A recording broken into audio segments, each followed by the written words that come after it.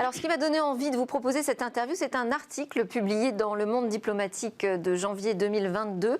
Il est titré « Le pillage de la communauté des logiciels libres » et signé par Mathieu O'Neill, professeur associé de communication à l'université de Canberra, par également Fred Paillet, sociologue au Luxembourg Center for Contemporary and Digital History, et Stefano Zacchi-Rolli, professeur au département informatique et réseau de Télécom Paris, et évidemment donc de mon invité Laure Museli. Bonjour. Bonjour.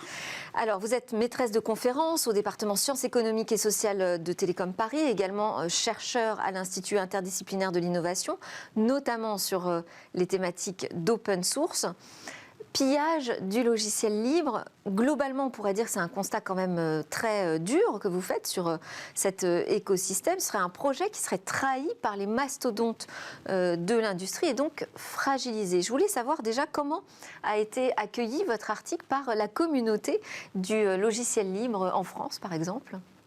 Alors, on a eu beaucoup de retours très positifs, à la fois de la part des associations du libre, à la fois de la part de petites entreprises également, de chercheurs bien évidemment qui travaillent sur le sujet, qui ont trouvé ça très intéressant. Positif au sens où ils étaient contents qu'on tire la sonnette d'alarme, c'est ça ? Voilà, c'est ça.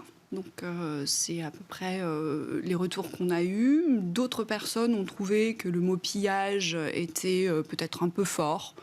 Donc bon, il peut y avoir un débat là-dessus. Nous, ce qu'on essaye de montrer, en fait, en réalité, alors on ne parle pas de pillage toujours, mais qu'il y a toujours eu des comportements qui essayaient finalement de s'approprier un petit peu, des entreprises qui essayaient de s'approprier un petit peu le libre. Donc on a beaucoup parlé de tout ce qui était comportement de passagers clandestins, c'est-à-dire des entreprises qui vont utiliser les logiciels libres et qui ne vont jamais contribuer. On a parlé aussi des entreprises qui essayaient de propriétariser justement le logiciel libre en se l'appropriant, en le fermant. Et ça, effectivement, c'est un phénomène qui s'est encore accentué avec le cloud computing. Ouais. Et le software as a service, puisque avec ce mode finalement de distribution, en fait, le copyleft, qui est le principe qui permet finalement de protéger les communs du libre, il ne s'active plus avec justement ce mode SaaS. Donc, alors, il y a effectivement des phénomènes qui sont, on pourrait dire, historiques, des pratiques courantes ou pas, mais enfin, qui restent anecdotiques. Mais là, ce que vous mettez en lumière, donc, c'est un pillage massif. Et vous dites, c'est le surtitre de l'article, « Que faire pour contrer la prédation des géants du numérique ?» Donc, ce sont encore les GAFAM, les grands méchants.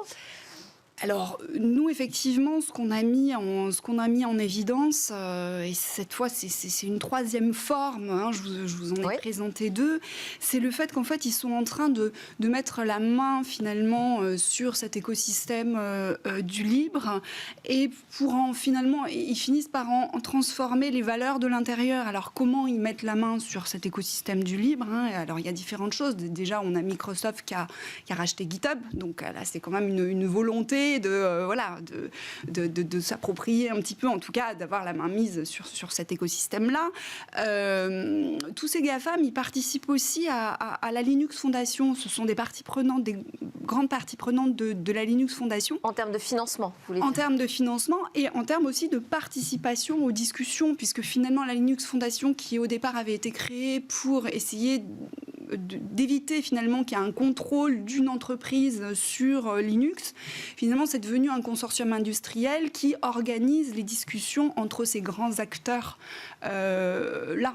Voilà, donc ça, c'est la deuxième forme. Et puis, la troisième forme, et celle qu'on a vraiment mise en évidence dans cette étude, c'est que ces GAFAM financent très massivement, en fait, des développeurs.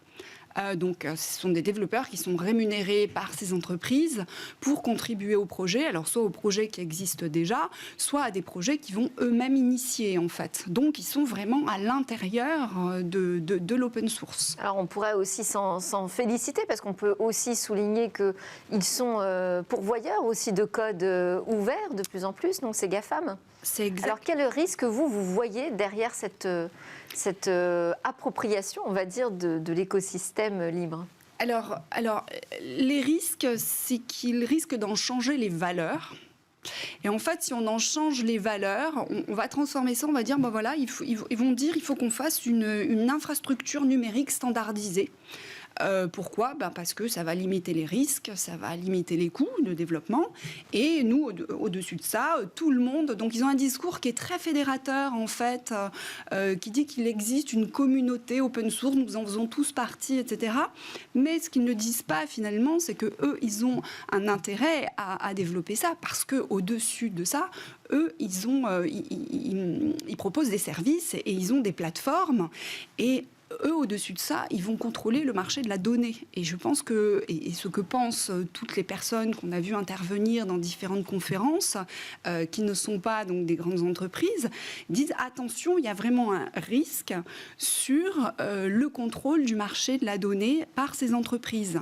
Pourquoi ? Parce qu'effectivement, c'est cette plateforme un peu unique, un peu standardisée. Et puis d'autre part, de l'intérieur, ils sont en train un petit peu de... Il y a des discours vraiment qui sont en train de minimiser l'importance des licences du libre. Et minimiser l'importance des licences du libre, c'est un peu dangereux, puisque c'est avec ça qu'on protège les communs. Donc ils ringardisent un petit peu toute cette idée des licences libres en disant non, ce qui est important, c'est vraiment de développer l'infrastructure numérique dont tout le monde va bénéficier, etc. Mais eux en sont les premiers bénéficiaires.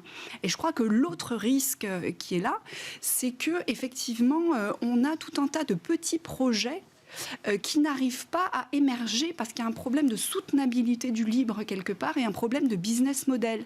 C'est-à-dire qu'on a ces grandes entreprises qui effectivement bénéficient de tous leurs revenus sur le marché de la donnée, qui peuvent financer tout un tas de développeurs, mais en orientant la technologie d'une certaine façon et en insufflant des valeurs bien particulières. Alors que de l'autre côté, on a des petites entreprises ou des petits projets qui voudraient se structurer en entreprise et qui, elles, n'ont pas les revenus justement pour animer la communauté, pour payer des corps développeurs et pour faire émerger ces alternatives un peu décentralisées, en fait. Alors, donc, moi, j'ai parlé de l'article du Monde diplomatique, mais derrière cet article, il y a évidemment donc, tout un projet de recherche qui a été mené donc, entre 2019 et 2020, qui a été financé par le Fonds Critical Digital Infrastructure, des fondations Ford et Sloan, qui vous permet aujourd'hui de décrire un peu à quoi ressemble donc ce paysage du libre et de la fidélité finalement de l'écosystème par rapport